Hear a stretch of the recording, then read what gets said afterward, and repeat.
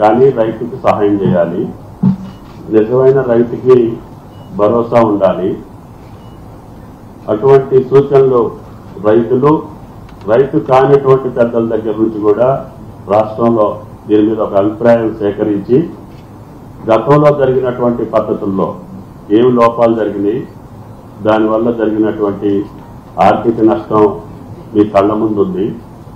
అటువంటిది కాకుండా కష్టపడ్డటువంటి రైతుకి, చిన్న సన్నకారు రైతులకి చేయూతనిచ్చేటటువంటి భరోసా, అటువంటి రైతుల్ని ఆదుకోవాలి అనే ఉద్దేశంతో గౌరవ ముఖ్యమంత్రి గారు రేవంత్ రెడ్డి గారు పిసిసి అధ్యక్షుడిగా కాంగ్రెస్ పార్టీ ఈ రాష్ట్ర ప్రజలకు ఇచ్చినటువంటి, రైతులకు ఇచ్చినటువంటి హామీని పురస్కరించుకొని బట్టి గారు చెప్పినట్లుగానే మొన్న ప్రభుత్వంలో రానటువంటి రైతు బంధుని కష్టమైనా సరే 7,500 కోట్లు రామకృష్ణారావు గారు రిలీజ్ చేసి మీ ఖాతాలో వేశారు.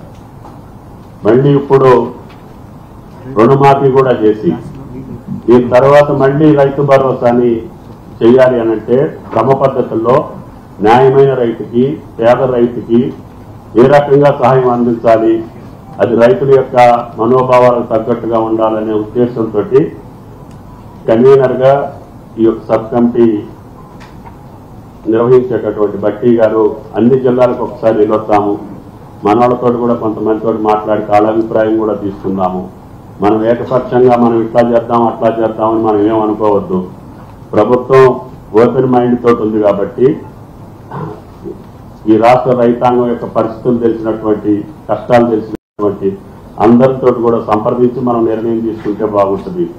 ఈ శాసనసభ లోపులోనే అన్ని జిల్లాలు ఒకసారి వెళ్ళొద్దామని చెప్పి బట్టి గారు మొట్టమొదటిసారిగా మన జిల్లాను ఎన్నుకోవటం, వ్యవసాయ మంత్రిగా, ఆర్థిక మంత్రిగా, రెవెన్యూ మంత్రిగా మేము ముగ్గురు ఉన్నాం కాబట్టి ఈ కమిటీలో కూడా ముఖ్యమంత్రి గారు ఈ ముగ్గురిని నియమించడం జరిగింది.